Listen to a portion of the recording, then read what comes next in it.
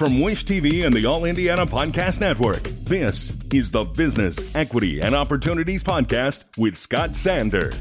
Welcome to the Business, Equity, and Opportunities Podcast. I'm Scott Sander. On this episode, a new initiative seeks to improve civic education and engagement. CPA Courtney Kincaid on using AI in business finances. And what is conscious capitalism and why are more businesses engaging in it? Every business is unique and has a target audience. If you own or manage a business, Circulus Digital Media can help you connect and grow your customer base with turnkey digital solutions that are nimble, offering best-in-class results, service, and support to reach a bigger customer base, allowing you to pinpoint a specific audience down to the smallest details. Get outside the city, the state, span the globe. Put Circulus Digital Media to work for you. Get started now at circulusdigital.com. That's circulusdigital.com. The holidays are all about sharing with family. Meals, couches, stories, Grandma's secret pecan pie recipe. And now you can also share a cart with Instacart Family Carts. Everyone can add what they want to one group cart from wherever they are. So you don't have to go from room to room to find out who wants cranberry sauce, or whether you should get mini marshmallows for the yams, or collecting votes for sugar cookies versus shortbread. Just share a cart, and then share the meals and the moments. Download the Instacart app and get delivery in as fast as 30 minutes. Plus, enjoy free delivery on your first 3 orders. Service fees and terms apply. Welcome again to Business, Equity, and Opportunities. And this week in business, Indiana is ranked near the bottom of all states when it comes to civics education and engagement. The Indiana Business Alliance for Civic Education recently launched through a partnership between the Indiana Bar Foundation and a group called Business for America, or BFA. We spoke to the Indiana State Director for BFA, Nathan Gotch. This is Business, Equity, and Opportunities. This Week in Business. The Indiana Business Alliance exists underneath the Indiana Civics Coalition umbrella, and it's a group of businesses that wants to improve civic engagement and civic education across the state of Indiana. Today, we officially launched the Indiana Business Alliance for Civics. We did it with our partner, the Indiana Chamber of Commerce. We also had representatives from Eli Lilly and Company and a local medical startup, Navigate Maternity. We really wanted people to understand the Alliance is for large corporations, but also small businesses and entrepreneurs. Those are the people who want to improve civic engagement across the state, and we are here to give them the tools to do that. You know, when people ask us why form the Indiana Business Alliance for Civics now, I just say look around. We all understand not just the current political climate, but the way that people can't even talk civilly anymore and have discussions. That is, unfortunately, a symptom of, I think, many, many years of a lack of focus on this issue. And the good thing about that is when things start to get pretty bad, that's when you start to see stakeholders from across the political spectrum say, you know what, we need to come together and really work for a positive solution for this. What we're seeing businesses do now is they're starting to talk about politics, about civics from a nonpartisan perspective, encouraging their employees to register to vote, making sure that they're aware of how our government works. If you think about it, we all had a semester probably in high school of government class, civics, that kind of thing. But when you're 17 or 18 years old, are you really that focused on how your government works? I know when I was 17, I was focused on other things. And oftentimes the instructors of those classes were moonlighting really as a social studies teacher, but more focused on being the high school football coach. And so what we want to make sure people understand is if you don't know about these things, that's okay. A lot of us still have, things to learn about it, even those of us who work in the civic space. And we really hope that we can get rid of the stigma attached to not knowing about these things and provide people resources and easy ways to learn how our government works so that they can be more involved, not just politically, but really so that they can understand how they can become advocates for themselves and their family and their communities. The first thing that I would tell a new business owner is join the Indiana Business Alliance for Civics. We provide all the resources that you need. You don't have time when you're starting a business or even running a business that's been up and going for a while to spend a lot of your day focused on these issues. And so we exist to provide those resources. So there's a simple one-stop shop where you can get information about making sure your employees are registered to vote. If they need more civic education, different opportunities for them to do that. Might look like a podcast or maybe watching some YouTube videos or reading some materials. Every person learns differently. And what's great great about the Business Alliance for Civics is we really take an entrepreneurial approach to solving these problems. We know that you can't solve these by committee, and so we provide options and opportunities. So I would say, engage with us. We will give you the tools that you need, and then it becomes something that you can take care of instead of worrying and fretting, especially, around election time. You go, I wish I was more involved or engaged. Let us help you with that. One of the most important things you can do as a business owner is establish a voter culture at your place of business, and making sure that people are registered to vote, making sure they understand there's opportunities to learn about civics. That makes a big difference. Joining the Alliance connects you with other businesses across the state who also care about this, and we have a lot of knowledge, but it's spread out amongst a lot of people, and so one of the important things that the Business Alliance does is really facilitate those relationships so that people who want a mentor, they can reach out to us and we connect them with people who've been there before. We already have some projects that are in the works that we can't talk about quite yet. That's the thing that businesses say, hey, we're working on some things, some really exciting things. Internally, we develop in a similar way, and so we have some things that we're really excited about with some of our key partners. These projects and the things that we're talking about are going to make a real impact in the state of Indiana. We're here because we want to make a difference, but we can't do that without the help and support of the businesses across the state to join the Alliance. What gets me excited about doing this work is talking to business owners and hearing them have hope that we can move past all the partisanship, all the contentiousness that people associate with politics. The truth is, when you sit down with people and talk about the core issues, the lack of knowledge, the lack of civic engagement, we're all on the same team, and we really have been able to provide a framework for people to start having those conversations. That's what's so exciting to me, and that's why I think we can really make an impact here in Indiana. Time for accounting and bookkeeping with longtime contributor Courtney Kincaid, president and CEO of the Indiana CPA Society. Today she tackles the topic of using artificial intelligence, AI, to balance your books.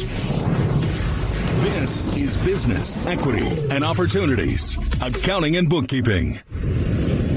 We are hearing a lot from the public about AI and generative AI and how it is changing the way that we work. And at the CPA Society, we're talking a lot about how this is going to change the CPA profession. There have been numerous articles of, will this make CPAs irrelevant or enter any profession into that, right? And the truth is it will potentially provide small business owners and entrepreneurs with tools that maybe CPAs have traditionally provided.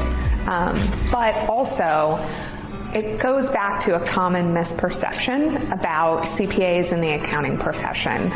A lot of people think being a CPA is just about math. It's debits and credits and that's it. But the real fact is, we say being a CPA is little to do with math. I mean, there are numbers involved, but being a CPA really is about learning the language of business. And when you think about language being, a system of communication among communities, it's a system of communication in the finance world.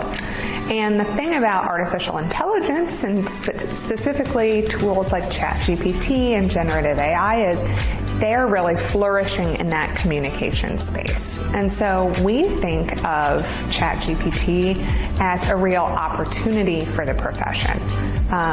As small business owners are getting all their data together, they're especially prone to having, really separate systems and having to gather data that might not be connected. And this is a quicker and easier way for both the client of small business and the professional to kind of gather that data. And what it really allows them to do is to not use the time putting all of the data together and creating financial statements or creating those balance sheets. What it does is it helps do that more rapidly and allows the CPA to provide services to the client that draw insights from those documents. When people think about CPAs just from the compliance perspective, you could make some analogies that this might, make it so you don't need a CPA. But the truth is the profession has seen this coming. We're quick adopters of technology. It facilitates a lot of what CPAs do. And so preparing for that in the last decade has been essential. And We're no longer focusing on compliance work. We're focusing on drawing insights from what that tells us. Not looking back, but looking forward. So as CPAs use this, it's really great for small businesses as they can do, better forecasting. The data is accurate. They can look at anomalies and start to realize trends and patterns that might inform the business decisions for small businesses moving forward. There are some challenges to generative AI right now, and the profession is really concerned about a few of these. We could talk this whole time about what the challenges are and the ethics of it. I'll leave that to another conversation, but there are still some real security challenges when you talk about generative AI, and obviously your CPA is very keen and aware of security for your business. And so they're trying to find some proprietary ways that they can onboard this technology depending on the size of their firm. They're making billions of dollars investments in creating safe ways so that they can use these tools to provide better insights.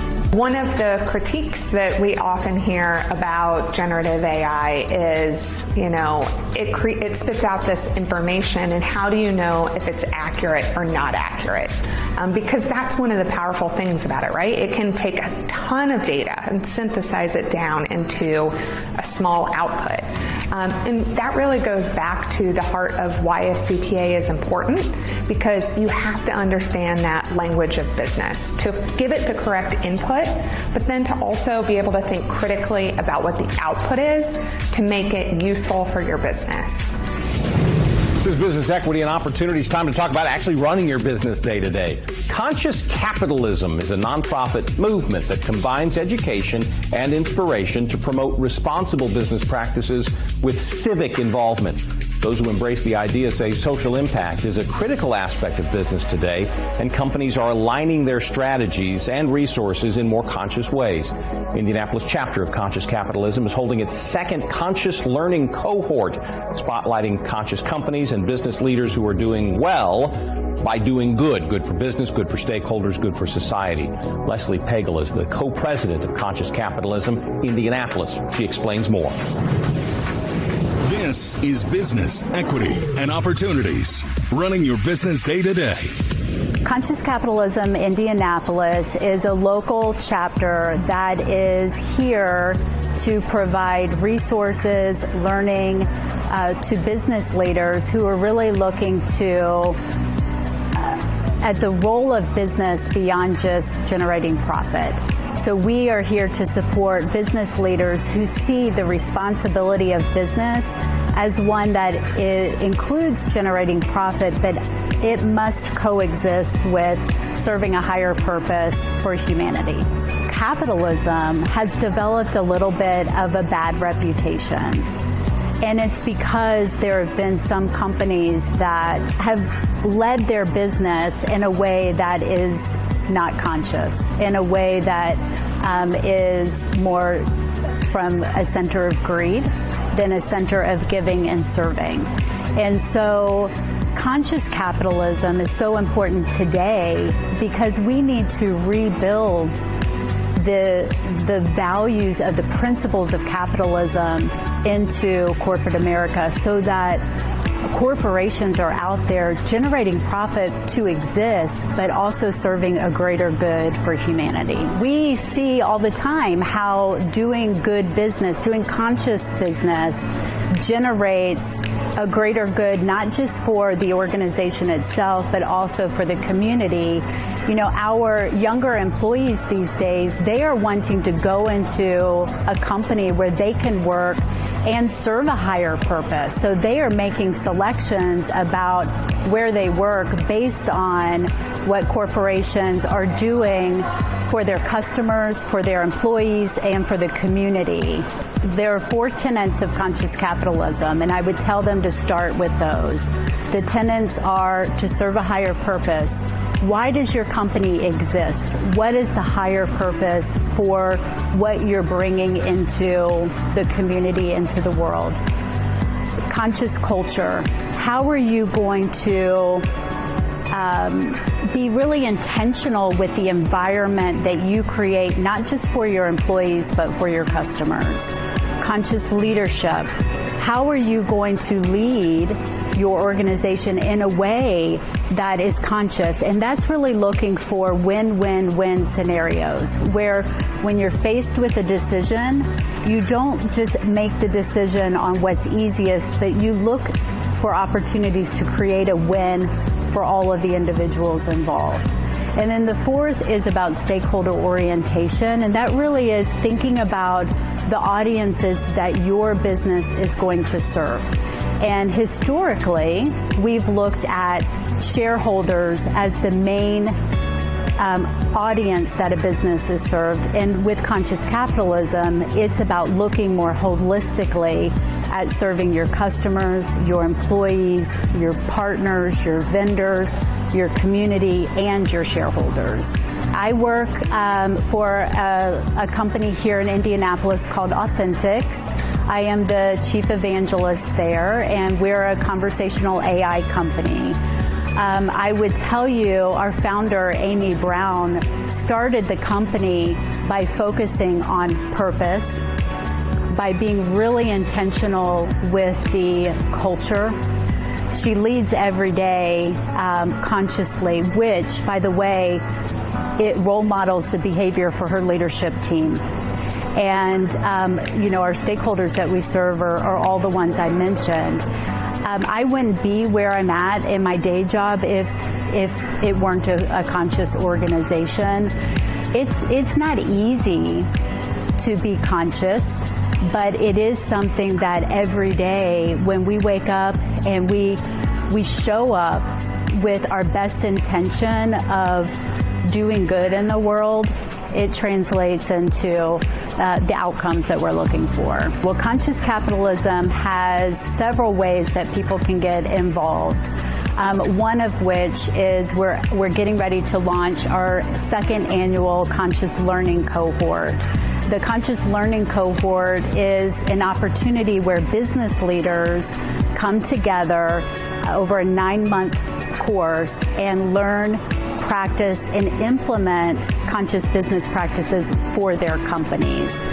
So that's one opportunity where it's really about instilling the principles and practicing them in business.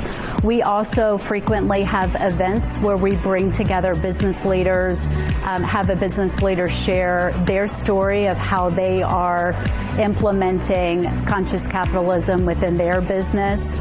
We're here at the beautiful Open Lane facility, had an event here a couple years ago where they talked about how they live out and walk the talk of conscious capitalism as well. I see this vision of what is possible for corporate America, and it's a vision that honors humanity. It's a vision where love can live in business. It's a vision in which there are win-win-win outcomes to hard decisions that we make, and that makes me excited. It's just being a part of helping to share that vision with others and working alongside Indianapolis business leaders to make that vision a reality. Our thanks again to all the contributors who joined us for this episode of the Business Equity and Opportunities podcast. We hope you found it enlightening, useful, and inspiring. You'll find more information about the show on our website, BEOshow.com. You can watch Business Equity and Opportunities Sunday mornings at 10 on Wish TV or live stream it through wishtv.com. Each week we provide 7 full segments with topics ranging from how to get started and how to access capital to the day-to-day running of your business and questions about accounting and bookkeeping. We feature business news and trends and always share a success story from one of our contributors. Join us next time for more insights into the world of small business. Be sure to sign up for our Business Equity and Opportunities newsletter to get even more valuable, up-to-date information. And if you have any questions or you'd like to be part of our show, please email us. The address is beo@wishtv.com. We'd love to hear from you. I'm Scott Sander. Thanks for listening. Watch the Business Equity and Opportunity Show on Wish TV and access all of our content and share it on demand anytime at beoshow.com. You can find more podcasts from Wish TV on the All Indiana Podcast Network at allindianapodcastnetwork.com.